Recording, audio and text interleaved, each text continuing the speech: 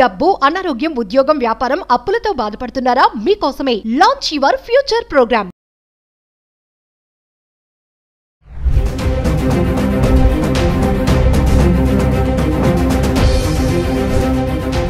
Suman TV ప్రేక్షకులకు నమస్కారం. తెలంగాణ ప్రభుత్వం ఒక మంచి శుభవార్తను తెలియజేసింది.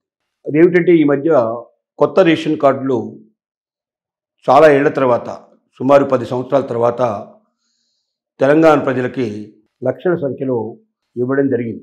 అయితే చాలామందికి ఆ రేషన్ కార్డుల వల్ల రేషన్ సంబంధించిన సరుకులు తీసుకోవడం తప్ప మరేమీ ఉపయోగం లేదు అనేటువంటి ఆలోచనలో ఉన్న వాళ్ళకి ప్రభుత్వ పథకాలన్నీ రేషన్ కార్డు ఉన్న వాళ్ళకి వర్తిస్తాయి అనేది తెలియజేయడానికి ఒక ప్రత్యేకమైన డ్రైవ్ను నిర్వహించాలని రేవంత్ రెడ్డి సర్కారు నిర్ణయించింది. అంటే ప్రభుత్వం తరపున కొంతమంది ఎంప్లాయీస్ ఇంటింటికి వచ్చి రేషన్ కార్డు ఉన్న వాళ్ళకి ఎలాంటి స్కీములు ఉంటాయి, ఆ స్కీముల వల్ల ఉన్నటువంటి లాభాలు ఏమిటి, ఆ స్కీములకు ఎలా అప్లై చేసుకోవాలి, దానికి వాళ్ళు చేయాల్సింది ఏమిటి, ఏ పేపర్స్ సబ్మిట్ చేయాలి, దానికి ఎలిజిబిలిటీ ఏమిటి, ఇలాంటి వివరాలన్నీ తెలియజేస్తారు. అంటే ప్రభుత్వ పథకాలు రకరకాల పథకాలు ఉన్నాయి.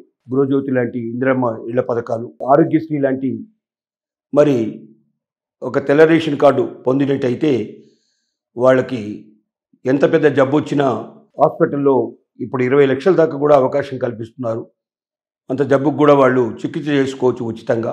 కుటుంబ సభ్యులందరికీ ఇది వర్తిస్తుంది. అలాగే ఇంకా అనేక రకాల ఇతర ప్రభుత్వ పథకాలు ఏవైతే ఉన్నాయో అవన్నీ కూడా వర్తించే విధంగా ఏ ప్రభుత్వం ఎంత లాభం చెందుతుంది, ఎంత లాభం చేకూరుస్తుంది, దేనికి ఎలా అప్లై చేసుకోవాలి, దాని పద్ధతి ఏమిటి, విధానం ఏమిటి అన్నీ తెలిసే విధంగా ప్రత్యేకంగా ఈ స్పెషల్ డ్రైవ్ని తెలంగాణ ప్రభుత్వం నిర్వహించడం అనేది చాలా ముదావమైన విషయం. చాలామంది పల్లెటూళ్ళల్లో నిరక్షరాస్యులు ఉంటారు. వాళ్ళకి పూర్తిగా వివరాలు తెలియదు.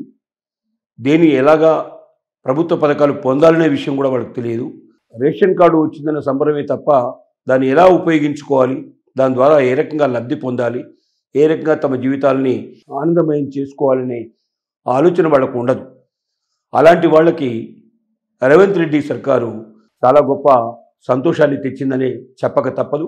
వాళ్ళెవరు కోరకపోయినప్పటికీ ప్రభుత్వమే ముఖ్యంగా ముందుకు వచ్చి స్పెషల్ డ్రైవ్ నిర్వహిస్తూ కొంతమంది ఉద్యోగస్తుల్ని ఇంటింటికి పంపించి ప్రతి ఒక్కటి వివరంగా చెప్పి దరఖాస్తులను వాళ్ళే దగ్గరుండి నింపించి దాన్ని ఏ రకంగా ఎక్కడెక్కడ సబ్మిట్ చేయాలో తెలియజేసి ఆ రకంగా తెలంగాణ ప్రజల లోపల ఎవరైతే కొత్తగా రేషన్ కార్డును పొందారో, అలాగే పాత రేషన్ కార్డులో కూడా ఆసక్తి ఉన్నట్టు వాళ్ళు ఎవరైతే ఉన్నారో వీళ్ళందరికీ ఆనందాన్ని, సంతోషాన్ని తెచ్చేటువంటి ఒక అవకాశాన్ని ప్రభుత్వం కల్పించింది.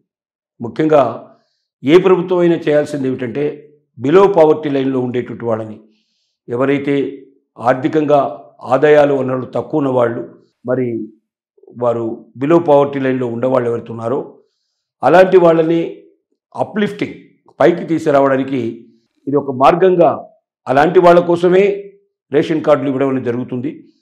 ఆ రేషన్ కార్డులు తీసుకున్న వాళ్ళు పెద్దవాళ్ళతో పోటీ పడకుండా, అంటే పెద్దవాళ్ళు డబ్బులు ఉంటాయి కాబట్టి డబ్బులున్న వాళ్ళు ఏ రకంగా సరే వాళ్ళకి కావాల్సినటువన్నీ పొందగలిగే అవకాశాలు ఉంటాయి. కానీ పేదవాళ్ళకి అవకాశాలు ఉండవు. ఒక కార్పొరేట్ ఆసుపత్రికి వెళ్ళి అక్కడ 20 లక్షల రూపాయల వైద్యం చేయించుకోగలిగే శక్తి ఒక పేదవాడికి ఉండదు. కానీ ఆరోగ్యశ్రీ అనే ఒక పథకం ద్వారా తెలంగాణ ప్రభుత్వం ఒక పేదవాడికి కూడా, ఒక నిరుపేదకు కూడా ఒక పెద్ద కార్పొరేట్ హాస్పిటల్కి వెళ్ళి దర్జాగా తన దగ్గర ఉన్నటువంటి వైట్ రేషన్ కార్డు వాళ్ళ చేతిలో పెట్టి ఆరోగ్యశ్రీ కార్డు కూడా దాని ద్వారా పొంది దాన్ని తీసుకెళ్ళి ఇచ్చినట్టయితే వెంటనే వైద్యం ప్రారంభమవుతుంది.